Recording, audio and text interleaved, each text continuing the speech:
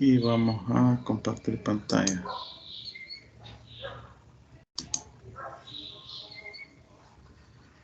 Vaya, ya pueden ver, ¿verdad? La pantalla. Sí. Vaya, perfecto. Bueno, entonces vamos a dar inicio a la clase. Al final de la clase vamos a hablar del seminario. Ahí me acuerdan, porque hay poca audiencia en este momento. Vaya, vamos a iniciar. Este día vamos a hablar del régimen sancionatorio, de la deuda tributaria y del recurso de apelación. El régimen sancionatorio se encuentra regulado a partir del artículo 226 del Código Tributario. Y ahí se establecen las sanciones que impone la administración tributaria por el incumplimiento de las obligaciones formales y sustantivas establecidas en la ley. Entonces, en el artículo 226, aquí yo les he puesto las disposiciones legales que dan lineamientos generales respecto al régimen sancionatorio, pero las disposiciones legales que están establecidas en el Código Tributario por tipo de infracción, pues les voy a proyectar el Código Tributario. Aquí lo tengo también. Quiero ver a partir del 226, lo vamos a buscar por acá.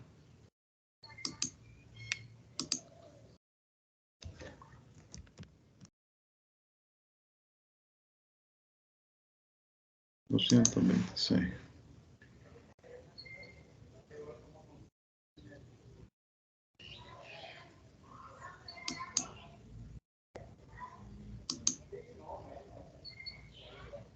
No lo busca.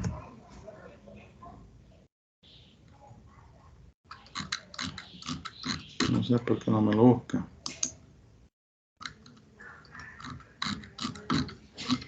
$226, lo voy a buscar acá.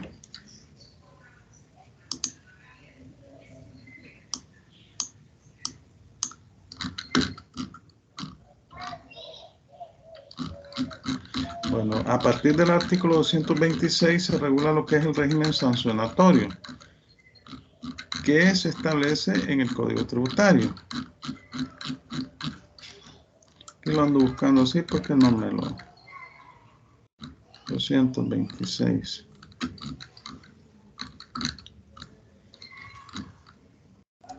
Vaya, es el capítulo 8º, régimen sancionatorio.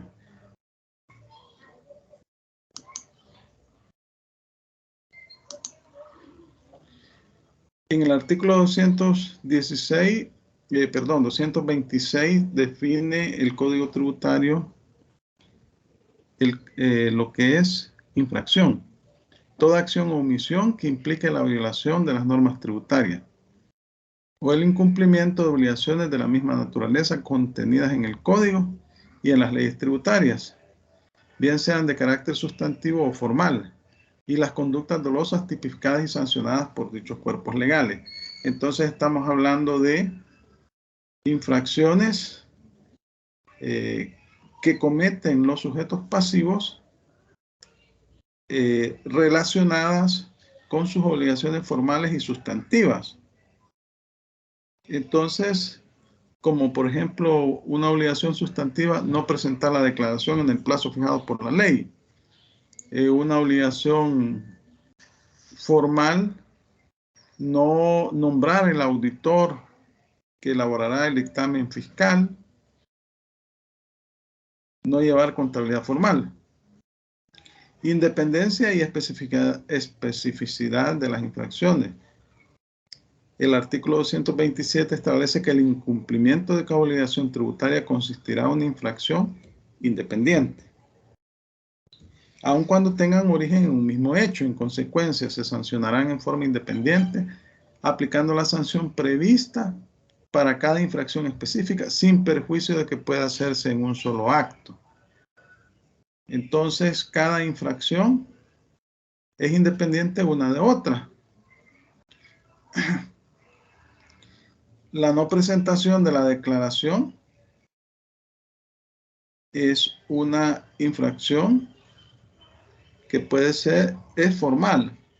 El no pago del impuesto en el plazo establecido es sustantiva. Entonces, en el impuesto sobre la renta, usted puede presentar la declaración, pero no efectúa el pago.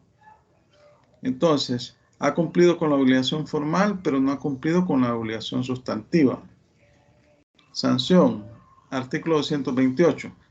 Para efectos del presente código y de las leyes tributarias respectivas, se entenderá por sanción la medida pecuniaria, o sea, estamos hablando multas en dinero o en efectivo, comiso, cuando le decomisan mercadería, cierre temporal y de arresto que impone la administración tributaria o el juez competente en el caso de cierre temporal de establecimiento por infracción a las disposiciones contenidas en este código o en las leyes tributarias respectivas.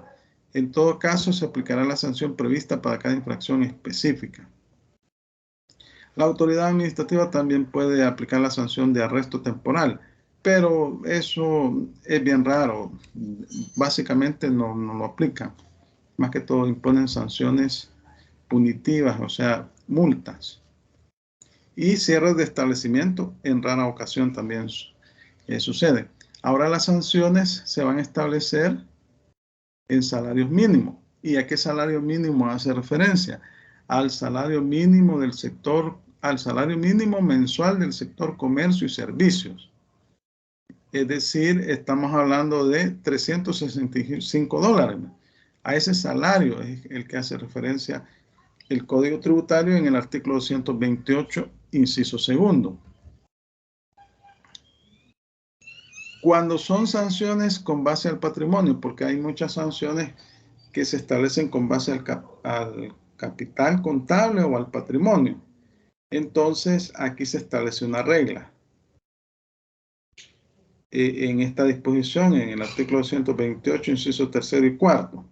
Cuando en este capítulo se establezcan sanciones sobre el patrimonio capital contable y el sujeto pasivo, persona natural, no esté obligado a llevar contabilidad formal, o en su caso no existiera balance general, pero exista declaración patrimonial presentada a la administración tributaria, la sanción se aplicará sobre el valor del patrimonio consignado en dicha declaración, si presentó declaración patrimonial.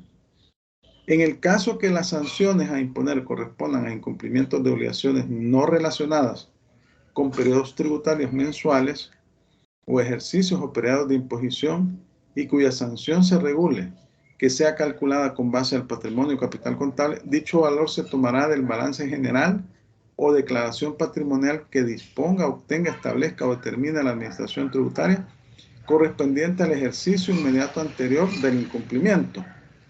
Es decir, que si se comete la infracción hoy en mayo y se establece en el Código Tributario que es con base al capital contable o patrimonio, se va a tomar de base el balance general del ejercicio al 31 de diciembre del 2021. Eso es lo que está regulando esta disposición.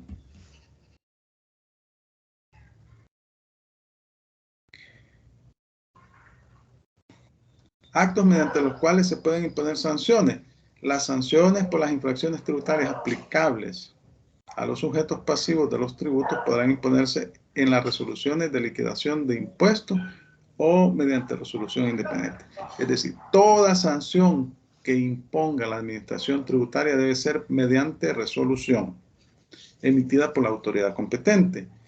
Es decir, que ese tipo de sanciones que cuando usted se le venció el plazo para presentar la declaración y va a presentarla extemporáneamente y le dice, mire, calcule la multa. Eso no debe ser posible. Usted debe presentar la declaración con el impuesto dejado de pagar. Y si le dicen eso, no, mire, hágame el procedimiento. La multa, establezcamela mediante una resolución. Eso implica que debe haber un procedimiento de audiencia y apertura a prueba. Eso significa. Entonces, en esos casos, usted como contribuyente debe esperar que le emitan la resolución, pero no debe calcular usted su multa y pagarla a usted, porque ahí ya no ha habido un debido proceso legal. Responsable de la infracción. Es responsable de la infracción el sujeto pasivo de las obligaciones establecidas en las leyes tributarias respectivas que no las cumple en el tiempo y forma debida.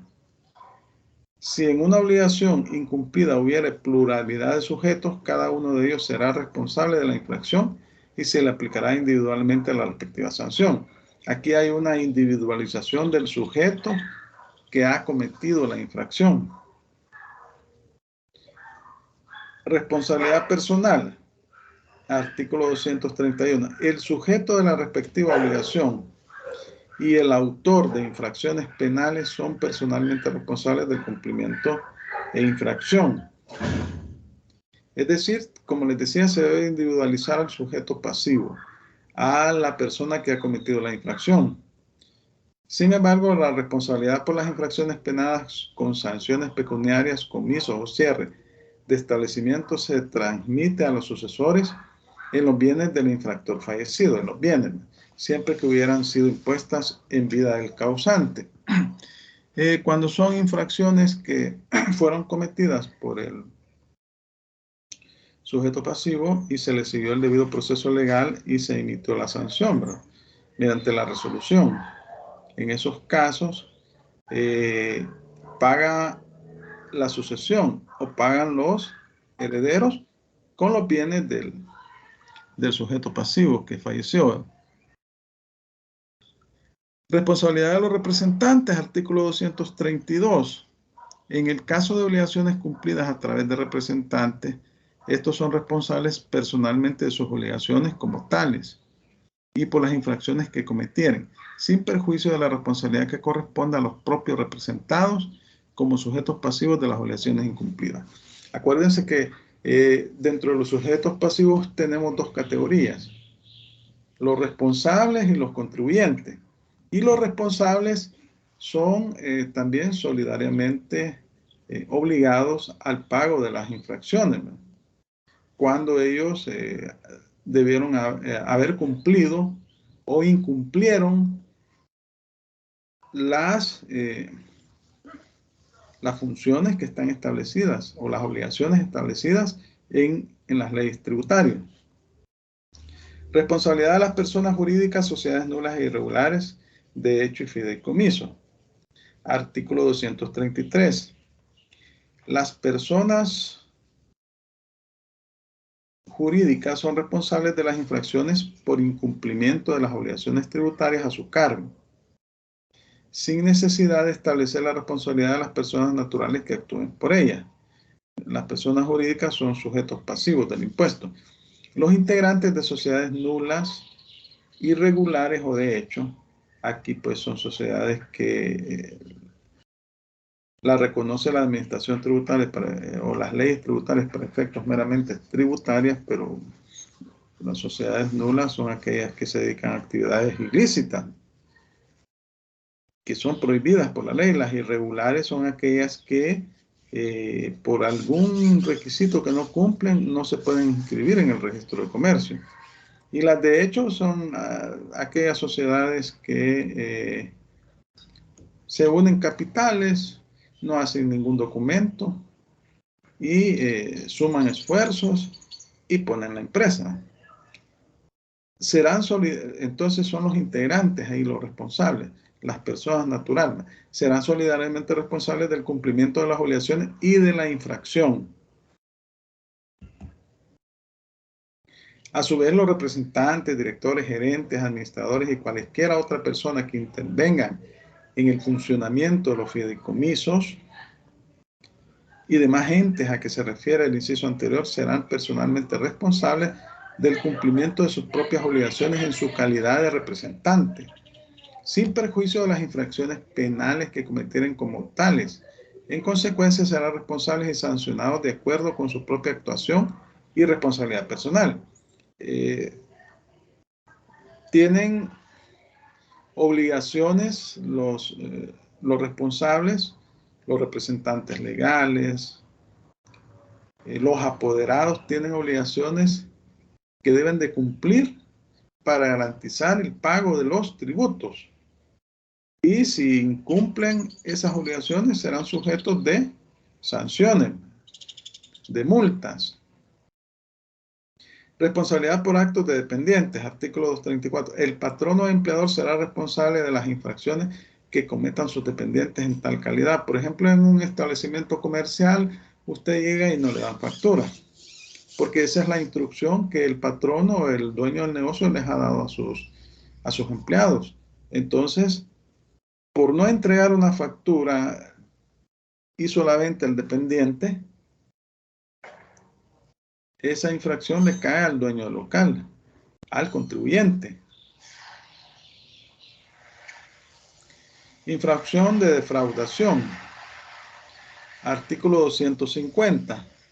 Constituye defraudación toda simulación, ocultación, maniobra o cualquier otra forma de fraude que induce en error al fisco, del que resulta un provecho indebido para el contribuyente o un tercero, y un perjuicio para el fisco en su derecho de la percepción íntegra del impuesto establecido en el código. Son aquellas situaciones que comete el contribuyente para evadir el pago del impuesto. Puede llevar doble contabilidad, ¿verdad? Eso podría darse ese caso. Presunciones de dolo. Artículo 251. Para los efectos de configurar la infracción de defraudación, se presume el dolo, salvo prueba en contrario en los siguientes casos. Se lleven 2 o más juegos de libros o registros contables para una misma contabilidad con distintos asientos. Parece ser mentira, pero en la práctica sí se da que hay algunas empresas que llevan doble contabilidad para efectos financieros y para efectos del fisco.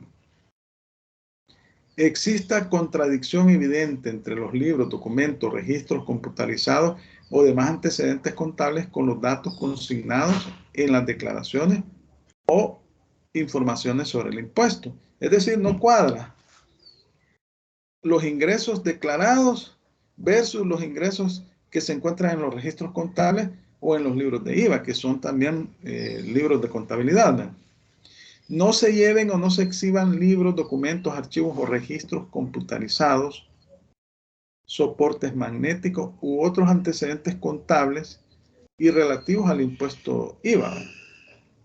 No se llevan los libros de IVA, no se entregan los documentos que exige la ley, ¿verdad? Se destruyan los registros contables, documentos anexos, sistemas o programas de contabilidad computarizados o los soportes magnéticos, así como los correspondientes al impuesto de IVA, los libros de IVA.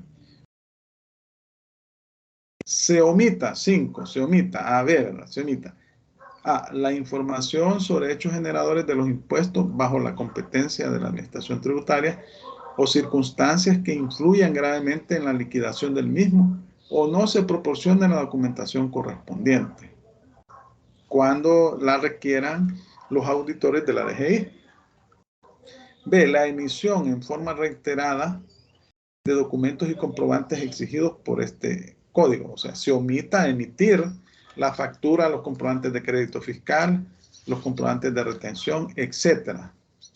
Las notas de crédito, las notas de débito. Estamos hablando de presunciones de dolo. Esta es una presunción legal. Admite prueba en contrario. Pero también para decir que alguien no emite facturas o lleva doble o múltiple contabilidad, en esos casos pues hay que probarlo, la administración debe de probarlo. Para eso en el expediente de auditoría forma un expediente administrativo y ahí debe de incorporar toda la documentación que comprueba los hechos, porque si no agrega las pruebas, se le va a caer el caso. 6.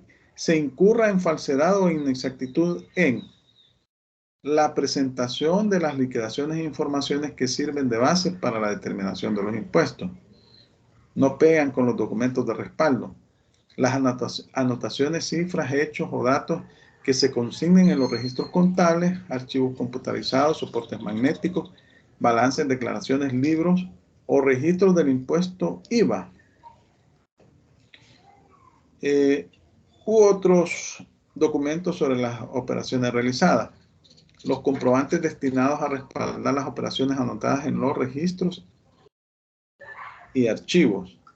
7. Se oculten bienes o especies que son objeto de las actividades del contribuyente utilizadas en ellas. Por ejemplo, un local comercial, abre un local en algún lugar y no lo registra. La realización de actividades o negocios grabados con los impuestos correspondientes, se oculten. Documentos u otros antecedentes que están vinculados con la liquidación del impuesto.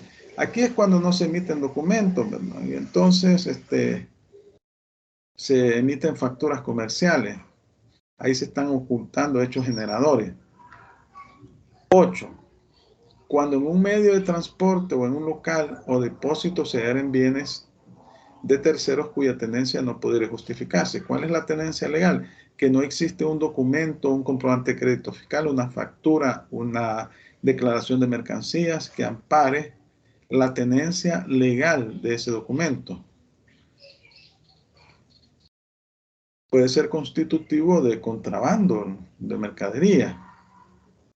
Solicitar indebidamente el reintegro o devolución del impuesto invocando la realización de exportaciones u otras causas.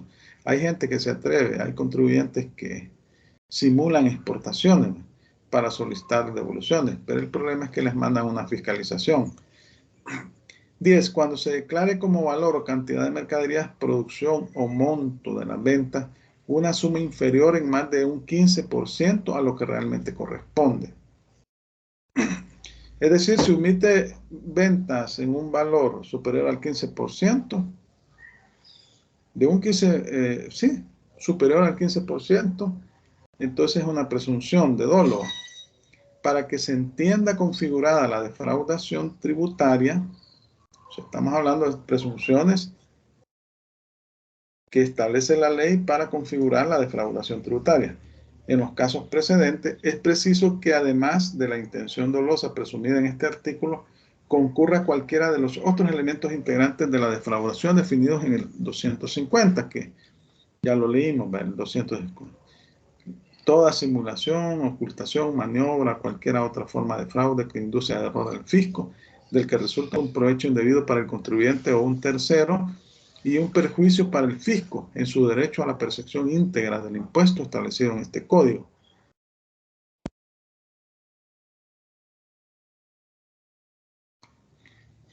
Sanción, artículo 252. La defraudación tributaria será sancionada con multa del 100% del impuesto defraudado, sin perjuicio de las sanciones penales que correspondan.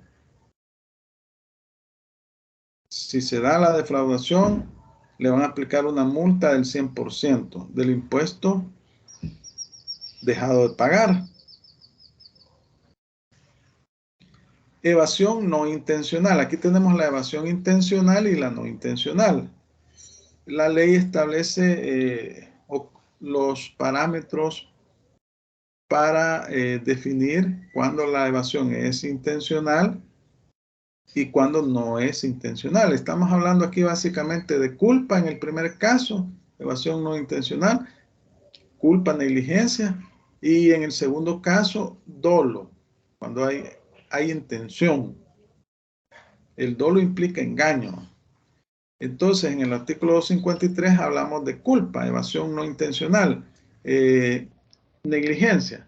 Toda evasión del tributo no prevista en el artículo siguiente, en que se incurra por no presentar la declaración o porque la presentada es incorrecta, cuando la administración tributaria proceda a determinar la base imponible del tributo del contribuyente, de conformidad a las disposiciones de este código, será sancionada con una multa del 25% del tributo a pagar, toda vez que la evasión no debe atribuirse a error excusable en la aplicación al caso de las disposiciones legales. Aquí estamos hablando una falsa apreciación del contribuyente respecto a la interpretación, una falsa interpretación de una disposición legal. En ningún caso la multa podrá ser inferior a 4.960 4.970 colones. 4.970 colones. ¿Cuánto será? Háganme el favor de dividirlo entre 8.75. ¿Cuánto sale? Aquí estamos hablando de una multa del 25% del tributo a pagar en el caso de la evasión no intencional. Y se va a aplicar, no debe ser inferior a 4.970 colones. ¿Cuánto es en dólares? 4.970 colones.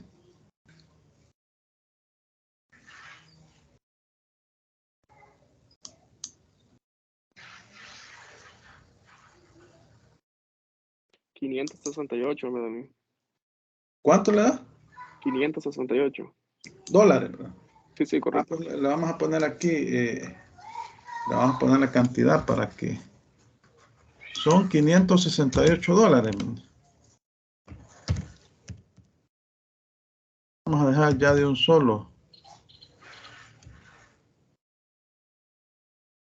$568. Vaya, gracias. Entonces lo vamos a guardar esto. Ahora, la evasión intencional. Vaya, entonces aquí estamos hablando que en este caso no existe mala intención, sino lo que existe es negligencia, culpa del contribuyente. No hubo una intención, no existió dolo, no hay mala intención. Aquí sí existe mala intención en el 254. El contribuyente que intentare producir o el tercero que facilitare la evasión total o parcial del tributo, ya sea por omisión, aserción, simulación, ocultación, maniobra o por cualquier medio o hecho, será sancionado con una multa del 50% del tributo a pagar, sin que en ningún caso dicha multa pueda ser menor a 9 salarios mínimos mensuales. ¿Cuánto da 9 salarios mínimos mensuales? 365 por 9 por 9. ¿Cuánto da? Aquí hay mala intención. ¿Cuánto da? 3.285. 3.285. Vaya. Sí. Entonces lo vamos a dejar acá.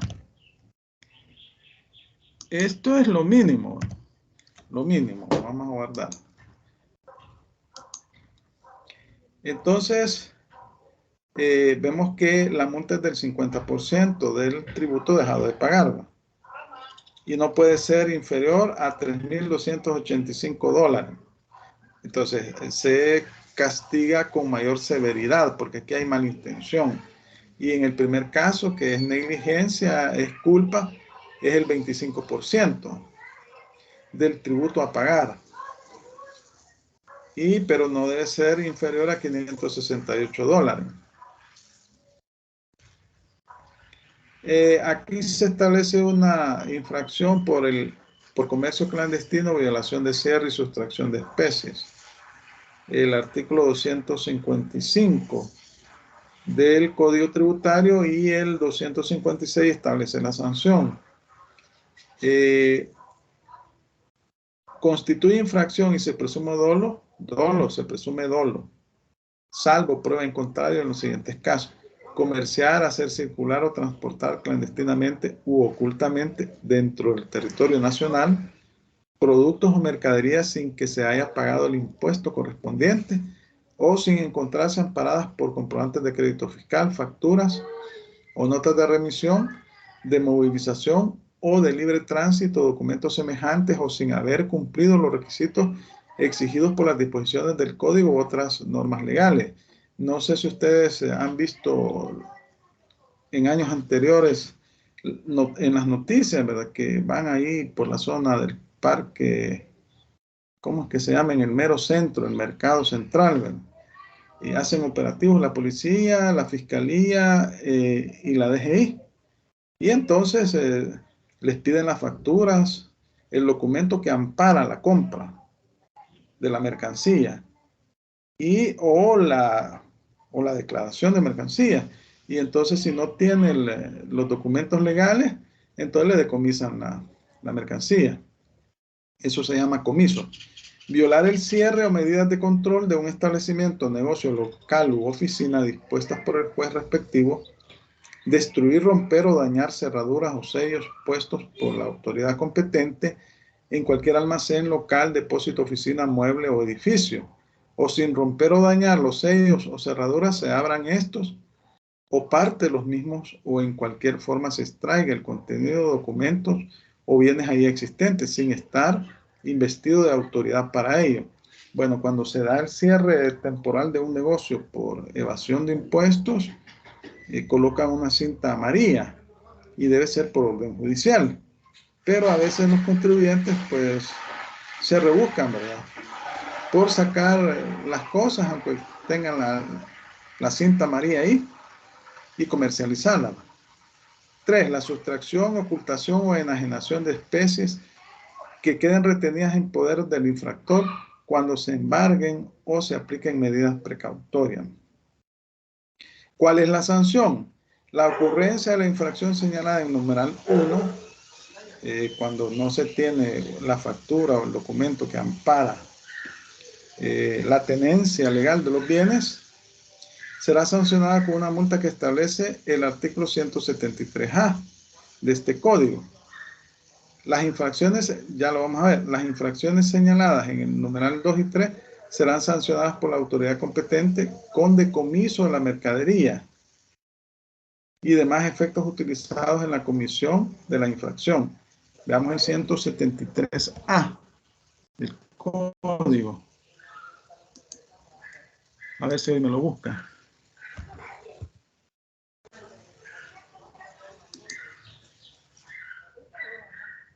(173A).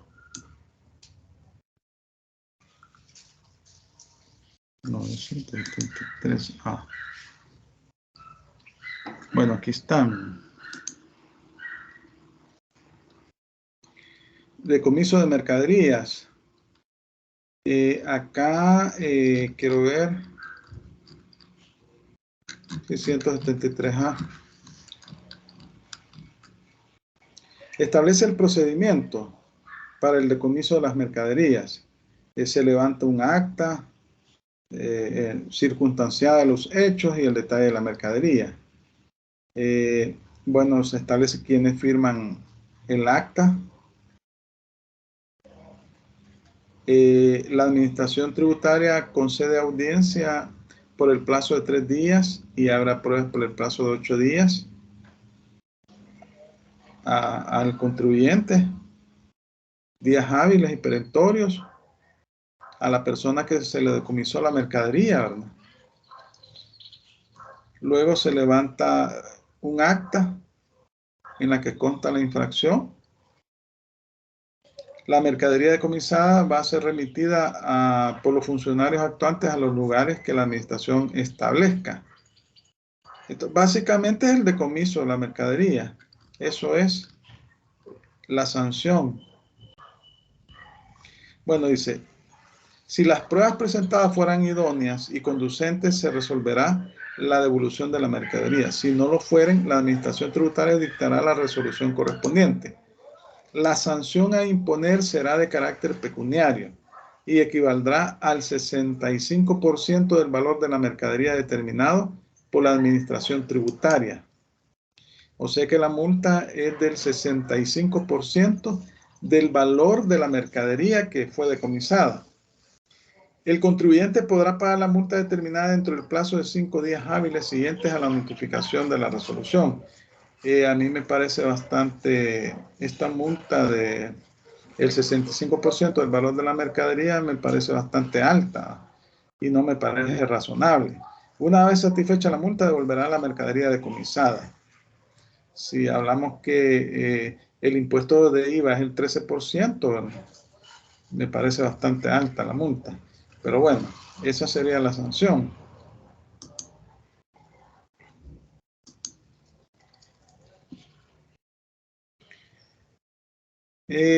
También se da el cierre temporal, ¿verdad? El cierre temporal de establecimientos, empresas locales, negocios y oficinas es la sanción que se impone a las personas naturales o jurídicas propietarias de aquellas o aquellos que reincidan en la comisión de las infracciones tipificadas en el 239 del Código. El cierre temporal se decretará por un plazo mínimo de 5 a 10 días continuos, excepto cuando proceda a duplicar la sanción conforme a las disposiciones del mismo Código. Y bueno, esto debe ser por orden judicial. Vamos a ver qué dice el 239. El 239. Vamos a ver acá.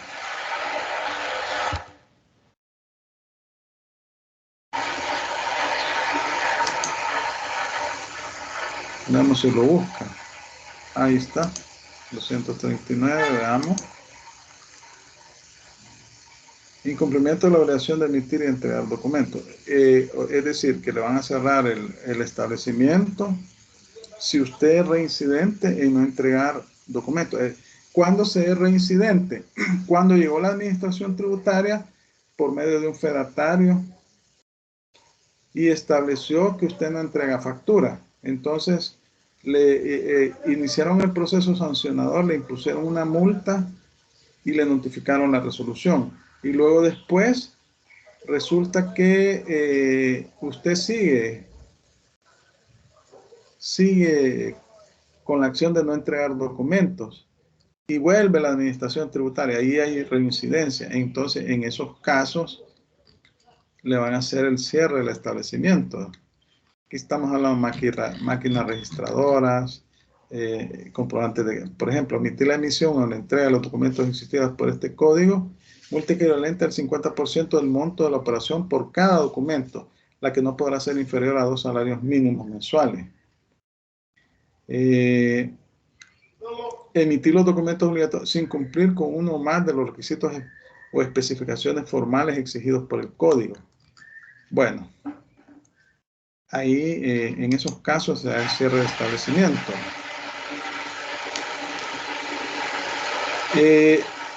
Como les decía, un juez de lo civil debe de autorizar el cierre del establecimiento previa petición de la Fiscalía General de la República. La administración tributaria hace la petición a la Fiscalía hace la petición al juez y se coloca la leyenda cerrado temporalmente por infracción fiscal, con el sello del tribunal y con la indicación por orden judicial. Si el contribuyente se resiste, viola los sellos oficiales o por cualquier otro medio abre o utiliza la empresa, establecimiento, local o negocio, se le sancionará duplicando el plazo fijado inicialmente, de 5 a 10 días era.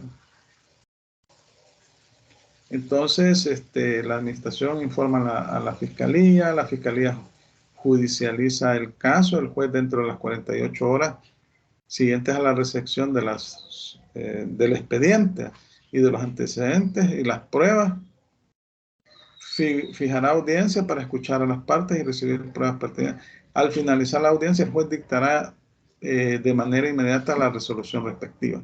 Bueno, aquí se sigue el debido proceso legal, ¿no? De 5 a 10 días y se lo pueden duplicar de 10 a 20 días, ¿no? Multa genérica, la multa mínima que se establece en el Código Tributario cuando se comete una infracción que no tiene una multa definida. Entonces, la multa es de 980 colones a 4.970 colones, que equivalen a de $112 a 568. Es la multa genérica, la mínima, cuando no se señala en la disposición, ¿verdad? Y luego, aquí en el artículo 259 y 260 se señala el procedimiento para establecer las multas. Las violaciones a este código serán sancionadas por la administración tributaria por medio de resolución razonada, salvo las excepciones expresamente señaladas. Debe existir una resolución. Las sanciones aisladas que por infracciones a las normas contenidas en este código y demás leyes tributarias debe imponer la administración tributaria se decretarán previo al cumplimiento del procedimiento establecido en la ley. Salvo, dice, la sanción de arresto que se aplicará a la ley de procedimientos para la imposición del arresto. Esta ley ya está derogada, ya no existe. Actualmente esta ley fue derogada por la Ley de Procedimientos Administrativos y en esa ley no se contempla la figura del arresto. Entonces, básicamente se vuelve esto inaplicable. Constatada una infracción, se ordenará la iniciación del procedimiento, concediendo audiencia al interesado dentro del plazo de 3 días. Le dan audiencia por 3 días, contados a partir de la notificación respectiva, entregándole una copia del informe de auditoría o de infracción en el que se le atribuyen los incumplimientos. En el mismo acto se abrirá pruebas por el plazo de 8 días hábiles, que se contarán desde el día siguiente al vencimiento del plazo establecido en la audiencia. El término probatorio se deberán presentar mediante escrito aquellas pruebas que fueran idóneas y conducentes, sin perjuicio de las facultades de fiscalización y determinación del impuesto. Concluido el término probatorio, se dictará la resolución que corresponda con fundamento en las pruebas y disposiciones legales. El acta de comprobación suscrita por el fedatario constituirá informe de infracción para la iniciación del procedimiento administrativo. El fedatario es una persona autorizada, un empleado de la administración tributaria, un auditor, que es nombrado por la autoridad tributaria, y esta persona se presenta a un establecimiento y efectúa una compra. Y si no le entregan la factura, en el momento se identifica como empleado de la administración tributaria y elabora el acta de comprobación y establece ahí la sanción, ¿verdad? Y se le abre el plazo. El plazo, pues aquí estamos viendo, para establecer sanciones, ¿no? 3 días de audiencia y 8 días para prueba, ¿no? 11 días. En el procedimiento administrativo sancionado, cuando hay liquidación oficiosa de tributos, se da una audiencia por 5 días, ¿verdad? Y se abre pruebas por 10 días, son 15 días. Acá no, son la imposición de sanciones. También tenemos las circunstancias que agravan o disminuyen las sanciones. Las circunstancias atenuantes de sanciones están reguladas en el 261. Cuando el infractor, las sanciones serán atenuadas en los casos y formas siguientes. O sea que a la sanción establecida en el código se le va a aplicar una disminución. Cuando el infractor subsanara en forma voluntaria los incumplimientos, omisiones o inexactitudes en que hubiera incurrido, toda vez que la administración tributaria no lo hubiera requerido emplazado para obtener las correcciones o notificado el auto que ordena la fiscalización por medio de auditores fiscales, según sea el caso. Entonces, cuando no existe fiscalización y subsana voluntariamente sin requerimiento de la administración, le será atenuada la multa en un 75%. Cuando el infractor subsane su incumplimiento dentro del plazo que la administración tributaria señale para hacerlo, aquí ya le está requiriendo, ya le mandó una nota a la administración. Al haberlo requerido, emplazado o otorgado audiencia, la sanción le será atenuada en un 30%. Si la corrección se efectuara transcurrido el plazo dispuesto en el numeral anterior, no habrá lugar a la aplicación del atenuante. Cuando el sujeto pasivo efectúe el pago del tributo previo a la notificación de la resolución de liquidación de oficio por parte de la administración tributaria, subsistirá la aplicación de las sanciones estipuladas en los artículos 253 y 254 del presente código, según el caso, con el beneficio del atenuante que corresponda. Bueno, aquí estamos hablando, ya vimos el 253 y 254, evasión intencional y la no intencional, ¿no? Aplica también en esos casos la atenuante. ¿Cuáles son las circunstancias agravantes? Aquí implica que se le va a incrementar la sanción que está regulada en el código.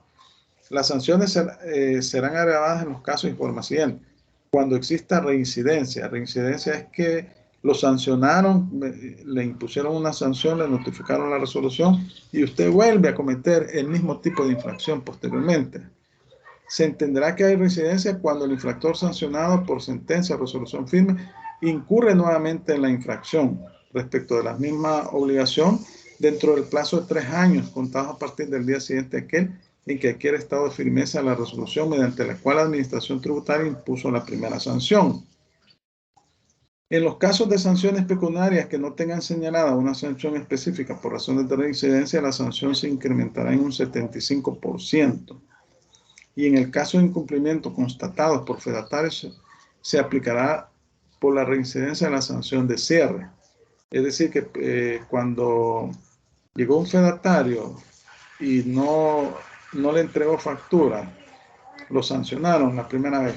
Luego vuelve a llegar otro fedatario y no entrega factura, le van a cerrar el establecimiento. Cuando existe reiteración, entiéndase como tal, cuando se vuelve a incumplir una misma obligación sin que el infractor hubiere sido sancionado en resolución firme por las anteriores. En este caso, la sanción aplicable se incrementará en un 50%. En ambos casos no será aplicable lo dispuesto en el artículo precedente, o sea, las atenuantes. Aquí se establecen las reglas para la imposición de sanciones por cumplimiento extemporáneo, es decir, cuando usted presentó la declaración fuera del plazo legal. Cuando el retardo no sea mayor a 10 días, la sanción a aplicar corresponderá al 35% del monto de la multa estipulada por la infracción. Si se presenta con retardo de más de 10 días, pero no mayor de 20 días, se aplicará el 50% del monto de la multa establecida por la infracción. Si el retardo es superior a 20 días, pero mayor de 30, se aplicará el 75% del monto de la multa establecida por la infracción. Si el retardo es mayor de 30 días, se aplicará el 100% de la multa establecida por la infracción. En ningún caso la sanción a imponer podrá ser inferior a 3 salarios mínimos mensuales. 365 por 3. ¿verdad? Lo dispuesto en este artículo no es aplicable a la presentación de declaraciones extemporáneas, las cuales se regirán por lo dispuesto en el artículo 238 del Código. Ahí en el Código Tributario se establece las sanciones por las declaraciones extemporáneas. Aquí tengo el 239. Vamos a ver el 238.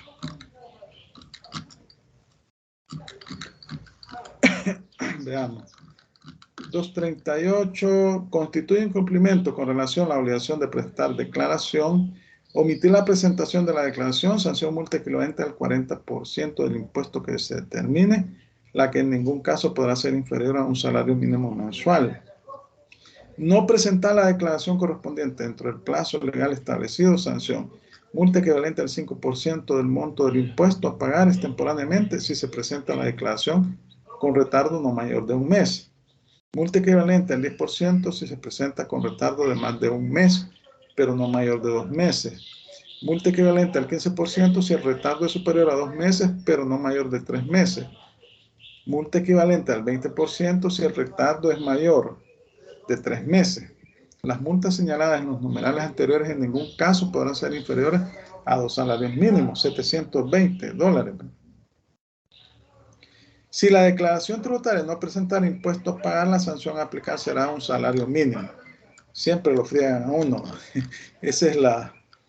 Bueno, aquí siguen, ¿verdad? Ustedes leen el artículo, es el 238. El pago de multas independientes. Las multas independientes que se impongan por medio de resolución deberán pagarse en el plazo de 30 días contados desde el día en que cause estado el acto, resolución o sentencia que le impuso. En materia de los recursos estará lo dispuesto en las leyes respectivas. Si usted no paga cuando le imponen la multa, no la paga en el plazo de 30 días, entonces después le comienzan a correr los intereses, ¿no? Bueno, aquí hablamos de la deuda tributaria. En el artículo 264, la deuda de obligación tributaria proveniente del impuesto existe a partir del día siguiente a aquel en que termine el periodo tributario, ejercicio periodo de imposición. La proveniente de intereses desde el día en que se incurre en mora y la proveniente de multa desde que la resolución que las impone queda firme. Es decir, que si usted no presentó la declaración, se genera la deuda tributaria a partir del vencimiento del plazo para presentarla. La deuda o obligación tributaria es exigible a partir del día siguiente de aquel en que termine el plazo o término legal para pagar.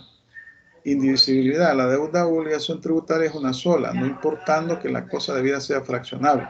La deuda de obligación tributaria existirá siempre que no haya sido cumplida en su totalidad. Entonces, la deuda tributaria es aquella constituida por los tributos dejados de pagar, las multas, más los intereses que se puedan generar hasta el día en que usted efectúa el pago de la deuda tributaria. Esa es la deuda tributaria.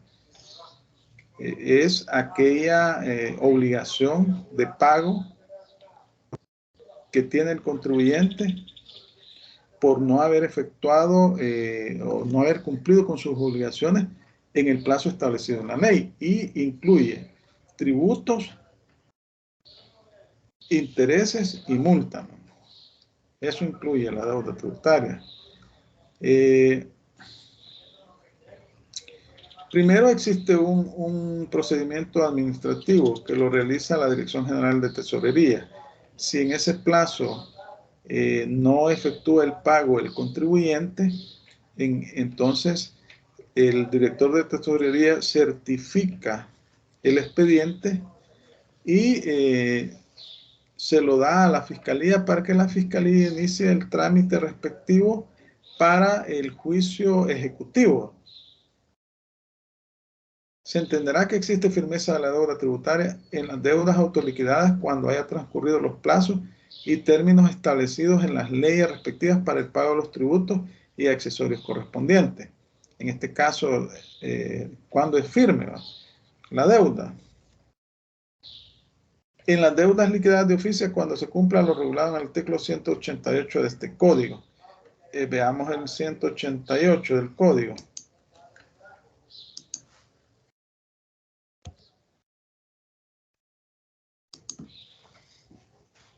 Vamos a ver.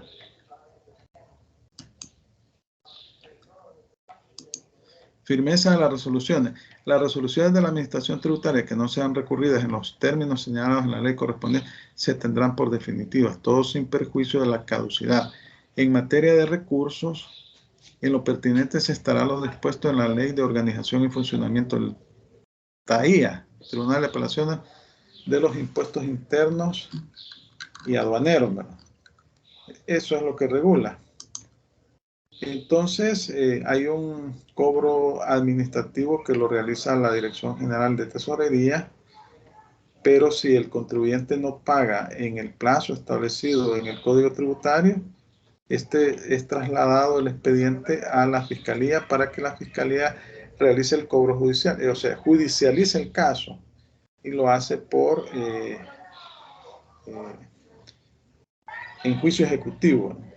Bueno, aquí están las disposiciones que hablan del cobro de la deuda tributaria, ya no tenemos tiempo para comentarlas. Acá hay algo interesante, la Administración Tributaria publica en periódicos de circulación nacional los nombres de los sujetos pasivos que posean deudas firmes, líquidas y exigibles. Y esta es una competencia que la ejerce la Dirección General de Impuestos Internos de forma anual. Y la divulgación también se efectúa en la página web del Ministerio de Hacienda. Luego, también publica las resoluciones de liquidación de tributos y multas. Ustedes en la página web del Ministerio de Hacienda pueden ver las resoluciones de tasación y también las resoluciones emitidas por el Tribunal de Apelaciones de los Impuestos Internos y la Sala de lo Contencioso Administrativo.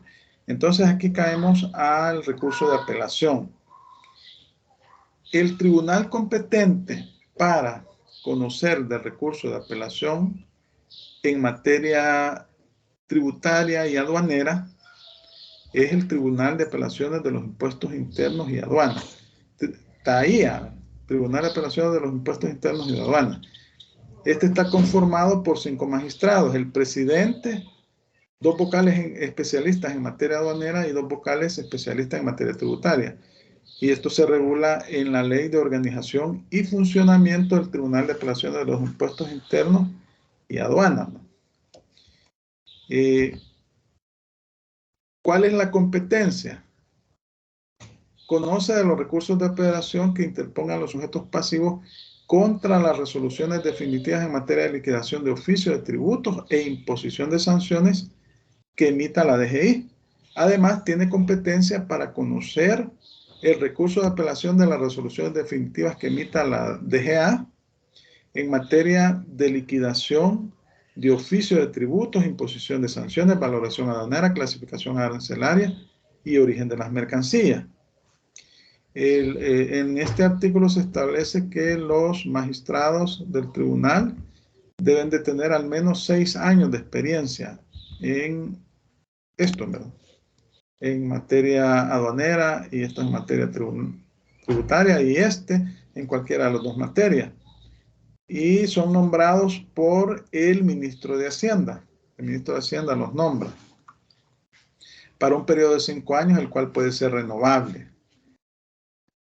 El plazo, el procedimiento para el recurso, dentro del plazo de 15 días hábiles contados a partir de la notificación de la resolución impugnada.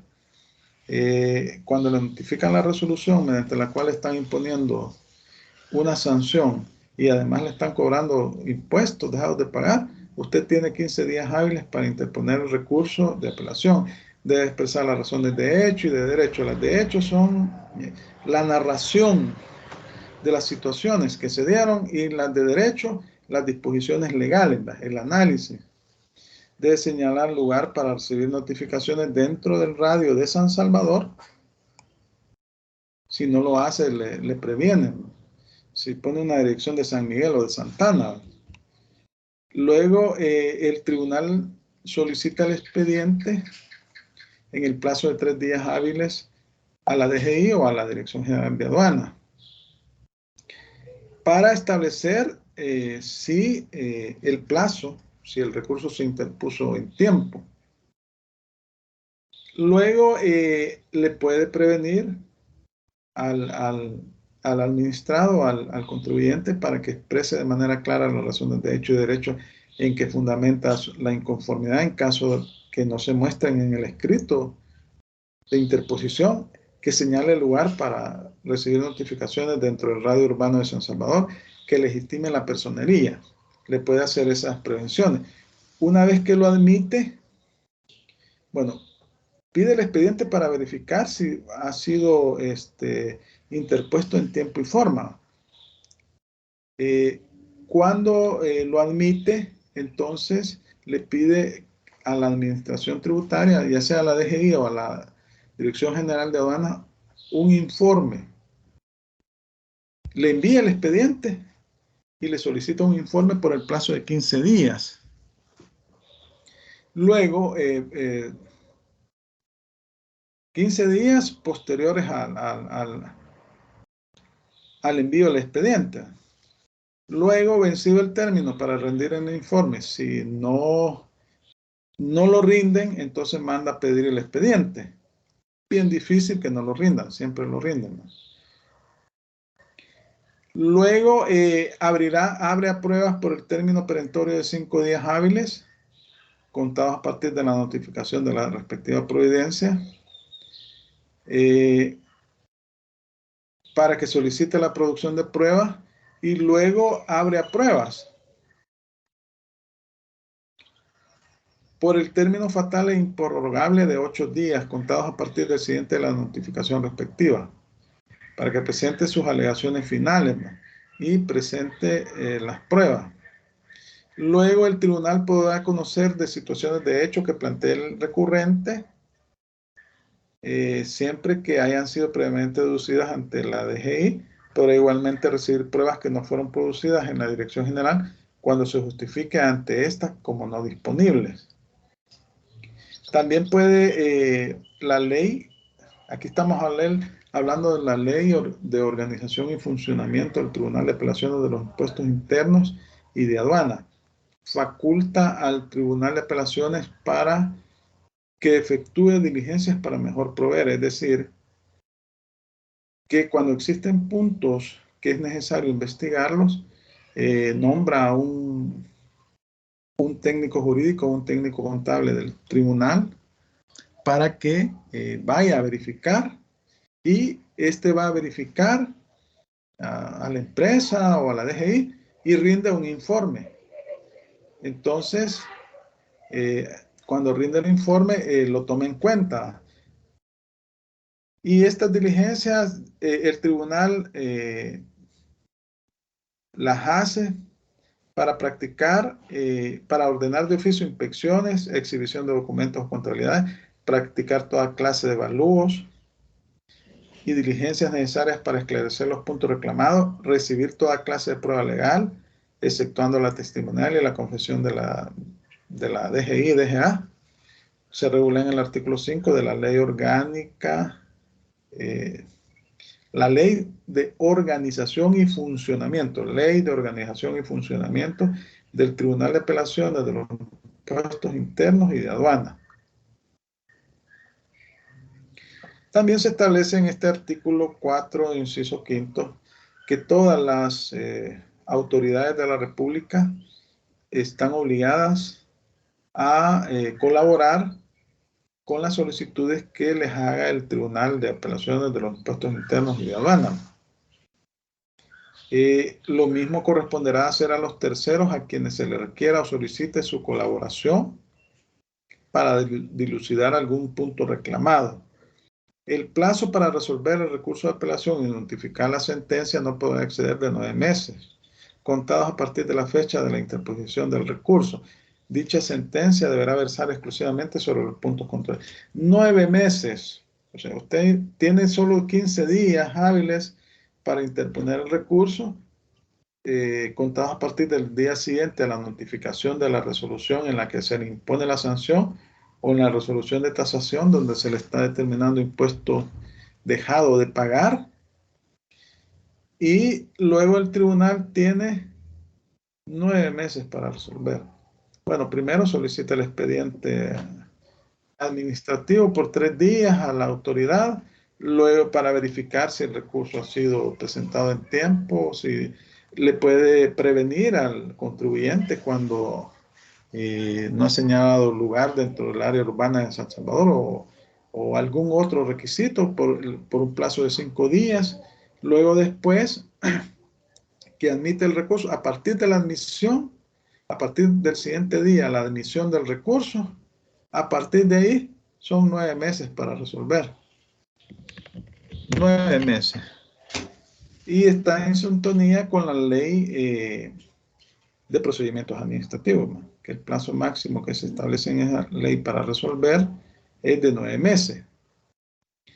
Se tendrá por definitiva en sede administrativa, sin perjuicio de su impugnación en juicio contencioso administrativo, la decisión del TAI sobre el caso reclamado dentro del incidente respectivo a partir de la fecha de su notificación.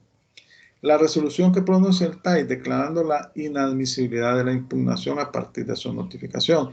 Los términos o plazos a que se refiere la presente ley comprenden solamente días hábiles. Las notificaciones deberán realizarse en el lugar señalado, el cual podrá modificarse en cualquier momento antes de la emisión de la sentencia. Vaya, entonces, cuando el tribunal resuelve el recurso de apelación, el contribuyente va a tener 60 días hábiles para interponer un juicio contencioso administrativo en los tribunales administrativos, ¿verdad? 60 días hábiles, para que conozca el juez en primera instancia, el juez de lo contencioso administrativo. Luego tiene también otro plazo de 60 días para interponer una apelación ante la Cámara de lo Contencioso Administrativo. Y luego, si le es desfavorable, también tiene 60 días hábiles para interponer también ante la Sala de lo Contencioso Administrativo otro recurso de apelación. Y ya con la resolución de la Sala de lo Contencioso no le queda más que la Sala de lo Constitucional. Si se establece que existe alguna violación a algún derecho constitucional, ¿no?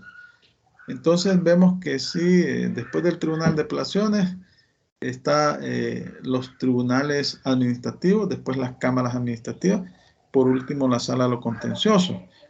Y si existe una vulneración a un derecho constitucional, mediante un amparo ante la Sala de lo Constitucional. Entonces, así serían las cosas. Vamos a ver. ¿Sí?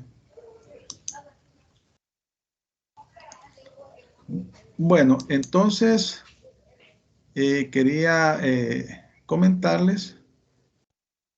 ¿Ya no ven la presentación o sí? Pregunto. Ya no se mira, Lick. No, no se mira. Ah, va, no sé, vaya. Vaya, miren, yo les quería comentar lo siguiente. Fíjense que investigué bien sobre los seminarios y efectivamente por la naturaleza del tema, estaba hablando de nulidades en procedimiento civil mercantil, nulidad e invalidez, procedimiento civil mercantil. Entonces, por ese motivo, solo va dirigido a los estudiantes de Derecho.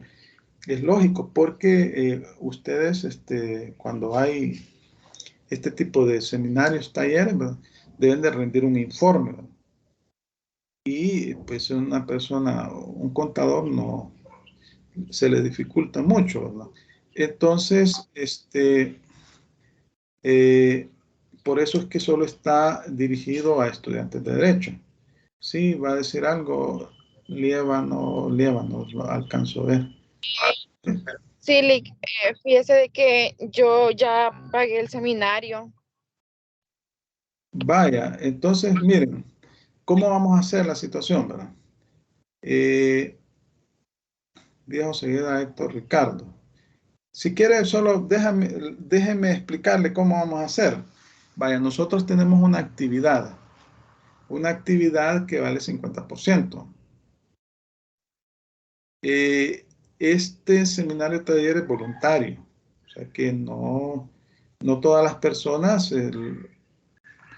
pueden tomar la decisión en última instancia de no hacerlo, por una parte. Por otra parte, yo aquí tengo estudiantes de contaduría pública, ¿verdad? De contaduría son, ¿verdad? Pregunto.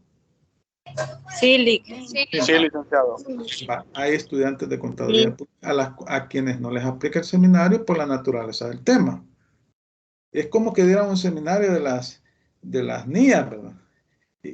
¿Cómo van a presentar un reporte los abogados, ¿verdad? Entonces así estamos en este caso. Entonces, vaya, lo que vamos a hacer es lo siguiente. La actividad vale el 50%, la que tenemos nosotros. Ahora bien, también quiero aclarar que este seminario vale 3 puntos, siempre y cuando usted elabore el reporte respectivo. Pero usted tiene la opción de utilizar esos 3 puntos en la materia que usted considere conveniente. Es decir, no necesariamente puede ser en tributario. Estamos hablando de los abogados, ¿no?, los que están estudiando Derecho. Usted puede utilizar esos 3 puntos en otra materia o los puede utilizar en esta materia, ¿sí? Ahora, si usted decide utilizar esos 3 puntos, por lo que usted me dice que ya los pagó, ¿verdad? Usted ya lo pagó, pero esos 3 puntos los puede utilizar aquí o en otra materia jurídica. Entonces, si usted decide utilizar los 3 puntos aquí en Derecho Tributario, usted me va a hacer el reporte, me lo va a enviar por correo, porque en el aula virtual creo que, o ya voy a ver si les abro una pestaña, quizás me saldría, pero es que lo que pasa es que no todos lo van a presentar. Mejor me lo envían por correo. Vaya, entonces, los que van a utilizar los 3 puntos en esta materia. Entonces, les va a hacer falta 20 puntos, ¿verdad? Porque son 50, ¿verdad? Entonces, los otros 20 puntos va a ser el trabajo y o sea, para ustedes va a valer 20 puntos el trabajo y la exposición. Y van a ganar 3 puntos con el seminario. Así sería. Ahora, los demás, porque tanto los estudiantes de Derecho que no participen en el seminario, como los contadores, vamos 50, ¿verdad? Vamos exposición y trabajo, ¿verdad?, que son 2 días que vamos a exponer. Así sería, así lo vamos a hacer. Entonces hay otra persona que está consultando ahí. ¿Quién es? Porque el IEVA no... Sí, hable, por favor. Era algo similar, porque yo ahora pagué también el seminario. Ujú. Ajá, entonces Entonces usted decide si va a utilizar esos 3 puntos acá o en otra materia. Porque es sí, aplicable yo a lo todas voy las a materias de utilizar. derecho. ¿Cómo es? Aquí lo utilizaría yo. Vaya, vaya, entonces va a tener, me va a enviar el reporte y eso va a ser 3 puntos, ¿no? Y luego los otros 2 puntos se los va a ganar en, o sea que para usted va a valer 20% el trabajo y la exposición, pues vaya, porque al final es 50%, pues sí, si yo le doy menor valor al parcial o mayor valor al parcial es más complicado, imagínense 70-30, está complicadísimo. Entonces, así sería. No sé si tienen más consultas. Veo que el Líbano Flores Adriana tiene levantada la mano. No, ya fue la consulta que le hice, pero igual yo voy a utilizar los 3 puntos con usted, aunque yo llevo contaduría pública, ¿verdad? Pero voy a asistir al seminario y voy No, a no, utilizarlo con usted. si es de contaduría no aplica. Es que esa es la Sí, pero cuestión. ¿cómo hago ahí? Sí, si es de contaduría no aplica. Porque sí, Es decir, y ahí está en las como tendré, indicaciones. porque, Pero bueno, yo en el ya lo correo, cancelé. en el correo dice todas las cátedras, Sí, que pero aplica de para derecho, todas las cátedras. para derecho es. De hecho, en la clase anterior me consultaron y yo les dije que iba a investigar y posteriormente he recibido, a los días después recibí un correo en donde dice que solo aplica para derecho, porque es por la temática, la naturaleza de la temática. Es decir, es un tema de derecho. Está hablando de nulidad e invalidez en el procedimiento civil y mercantil. Entonces es bien complicado, ¿verdad? Para un contador emitir un reporte. Y yo se lo digo porque es el vicedecano de la Facultad de Derecho el que ha dado esas indicaciones. Entonces no aplica para, de hecho, quiero ver cómo se llama usted, Ramírez, ¿qué? Ramírez Gregorio, Carla. Ella me consultó en la clase anterior porque ahí cabalmente ella leyó en las indicaciones, ¿verdad? Que no aplica. No aplica para, bueno, es que esta materia es bien, aquí mezclan contadores con abogados, ¿verdad? Entonces yo le informo eso porque solicite mejor la devolución porque no le aplica, o sea, yo no puedo ponerle ese porcentaje. No sé si tienen otras consultas sobre vaya, Ramírez Gregorio. Disculpen que les diga así porque es que aquí no me aparece todo, no, Ramírez Sí, Gregorio Carla, creo. Karen, buenas tardes, Lick. Karen, ajá. Sí, es que a mí me pareció raro porque mis otros compañeros no habían recibido ese correo, entonces por eso llamé para confirmar si realmente estaba ese seminario y ahí me dijeron que no aplicaba para la escuela de negocios, solo para la escuela de derecho, me dijeron. Entonces ahí fue que mejor ya no lo pagué. Sí, es que lo que pasa es que yo en esta materia les digo, se llama derecho tributario y resulta que aquí hay alumnos de contaduría y hay alumnos de derecho. Hay una mezcla de ambos. Yo pues también soy contador y cuando llevé contaduría yo llevé 2 tributarios. Ahí en la Facultad de Economía de la Universidad de El Salvador y el enfoque es más para numérico, más de ejercicio. Y también no me dieron equivalencias en derecho, ahí también en la misma Facultad de Jurisprudencia de la Universidad de El Salvador. Y llevé nuevamente tributario. Y el enfoque es más jurídico. Entonces, aquí yo he hecho una mezcla, ¿verdad? Tratando de no afectar a los abogados, ¿verdad? Pero aquí hacen, la característica de esta materia es que hay alumnos de contaduría y hay alumnos de ¿cómo se llama? De derecho. Y entonces yo lo que hago es, mire, dígale a sus alumnos, ustedes ven ahí el correo, y yo lo que hago se los reenvío a todos, ¿verdad? A todos se los reenvío. Pero ya consulté, bueno, ya consulté y no es aplicable para los estudiantes de contaduría pública. Pero en todo caso no se preocupen porque, pues sí, el trabajo y la exposición vale 50%. No les afecta. Ya en este parcial que acaban de hacer, pues yo con todos he sido flexible a la hora de calificar para que nadie salga afectado, porque al fin y al cabo aquí lo que se busca es que aprendan ustedes, para que conozcan, ¿no? Ven el parcial, ven en qué se equivocaron y todo, y ahí ya tienen una idea, ¿no? Ese es el objetivo, no es quebrarse a nadie, ese no es el objetivo.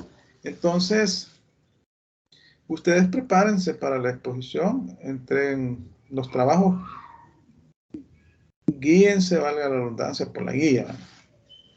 Lean la guía en forma tranquila y así hagan el trabajo conforme a la guía. Y ese tema expongan, no me vayan a salir con temas disparados el día de la otra semana. Yo les voy a habilitar la pestañita para que presenten el trabajo desde las 8 de la mañana hasta las 5 de la tarde del día lunes. Porque a las 5 comienzan las exposiciones. Entonces no me van a salir ahí, no me van a salir diciendo algunos, mire, no lo pude subir, porque se los puedo habilitar desde el domingo si ustedes quieren. Desde el domingo de las 8 de la mañana hasta el lunes a las 5 de la tarde. Si ustedes quieren. Y si no, pues del lunes de 8 a.m. a 5 p.m. Como siempre dejamos a última hora las cosas, ¿no? Entonces, si no tienen mayores consultas, Líbano dejó la mano o va a consultar algo. No, ligué que no sé qué pasó, que no, ya no me sale para bajarla ahí. Bueno, está bien. Sí. Entonces, ¿tienen más consultas? ¿O todo está claro? Lick, solo lo último, que se me fue la señal y no logré escucharle. Yo que soy de contaduría pública y cancelé el seminario, entonces ese no vale, sino que solo la exposición y la presentación del trabajo. Sí, básicamente.